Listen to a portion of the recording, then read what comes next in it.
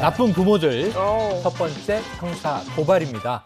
자, 사단법인 양육비 해결 총연합회라는 곳에서요. 네. 자, 이제 대표적으로 의도적으로 양육비를 지급하지 않은 나쁜 아빠, 나쁜 엄마 이 형사 고발하기로 한 거고요. 네. 수서경찰서에 고발하게 되는데 이게 배경이 있습니다. 지난해 7월에 법이 하나 개정됐어요. 네. 그래서 양육비 이행을 좀 확보하고 지원하기 위한 법률이 만들어졌는데 네. 이 법에 의해서 첫 번째 형사 고발이 이루어지는 거고요. 형사 처벌까지 이어지게 될지 지켜봐야 되는 사안입니다. 네, 양육비 해결 총연합회에서 고발 예정인 나쁜 네. 부모 2명 각각 얼마나 양육비 지급을 미룬 거예요? 예, 그러니까 굉장히 사례가 우리나라에 굉장히 많은데 대표적인 사례예요. 자, 우선 나쁜 아빠. 자, 이혼을 했고 엄마가 한 아이를 키우고 있어요. 근데 10년이 넘도록 제대로 양육비를 주지 않아서 10년이 넘도록. 예, 쌓인 것이 한 1억 2천만 원 네. 정도. 이거 받아야 되는데 네. 지급 방법이 없다. 그래서 사실은 이런 경우에는 법원이 기존에는 네. 감치 명령까지 내릴 수 있어요. 잠깐 가둘 수 있습니다. 근데 그때 또 이제 양육비를 지급하는 경우가 많이 있다고 해요. 그런데 그것만 가지고는 이런 이제 좀 만성적인 양육비 해결이 안 되니까 지난해 개정된 법률에 따라서 자, 형사처벌을 받게 하자. 감치명령 결정난 이후에 1년 지나면요.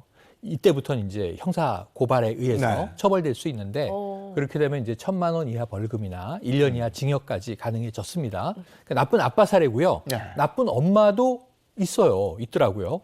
지금 아빠 혼자 이혼 후에 두 아들을 키우고 있습니다. 그럼 이제 엄마가 양육비를 줘야 되는데 네. 경제 생활을 하는데 안 준단 말이에요. 의도적으로. 그래서 확인을 해보니 이 아빠 쪽의 주장은 그렇습니다. 이 이혼한 엄마가 강남에 살고 있고 외제차를 타고 있고 그런데 이게 뭔가 수입을 현금으로 받으면서 자꾸 재산이 없다. 이렇게 회피하면서 한 푼도 주지 않았다는 거예요. 그래서 이런 사례들에 대해서는 조금 이 경종을 울릴 필요가 있는 거 아니냐. 네. 그래서 첫 번째 형사고발에 사례가 된 것 같습니다. 네, 양육비 지급 명령이 제대로 이행되지 않으면 법원에서 아까 감치 말씀하셨는데 네, 네. 징역형도 할 수 있는 거 아니에요? 예, 맞습니다. 기존에는 못했어요. 네. 감치가 최대한이었어요. 그리고 분쟁을 조정하고 웬만하면 주어라 이런 건데 새로 추가된 것들이 뭐냐 하면 이게 해외 사례를 저희가 참고해서 이 얘기를 참 많이 해왔는데 감치라는 게 뭐 며칠 가두는 거예요. 그리고 풀려나면 또 안 주면은 또 법원에 호소해서 감치가 쉽게 떨어지는 것도 아니고 그랬었는데 이제는 법원이 어떤 명령을 내릴 수 있냐면 운전면허 취소, 출국 금지, 신상 공개.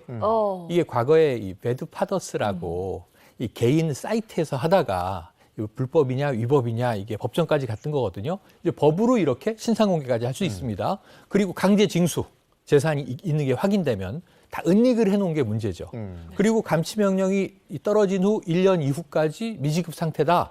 그럼 이때 형사 고발에 의해서 형사처벌이 가능해진 겁니다. 네. 그런데 이런 추가적인 조치가 이루어졌음에도 불구하고 네. 끝까지 양육비를 지급하지 않는 그런 네네. 사례도 분명히 있을 것 같아요. 그러니까 지난해 7월에 법 개정이 됐다고 말씀드렸으니까 이제 1년 좀 넘은 거잖아요. 그러니까 아직까지는 좀 미미합니다. 170여 건의 이제 미지급 사례 중에서 이 형사 처벌까지 가는 과정에서 이제 한 14건 정도가 지급했다고 해요. 10%도 안 되죠. 네. 그런데 이제 문제는 이제 이 법의 시행 초기 단계고 제가 지금 말씀드린 게 첫 번째 형사고발 사례가 나온 거잖아요. 그러니까 법에 의해서 정말 징역형으로 처벌받는 사례들이 나오게 되면 이때부터는 그래도 좀 마지못해서라도 양육비 지급하는 경우들이 이루어지지 않겠는가. 그런 물꼬를 트자고 만들어진 법이고 그래서 적용을 하는 거니까 네. 이 개인 사례의 뭐 내용보다는 앞으로 좀 이 미지급, 의도적으로 책임을 회피하는 나쁜 부모들이 적어도 최소한 양육비 정도는 내놓는 그런 풍토가 조성되기를 이제 기대해 보는 겁니다.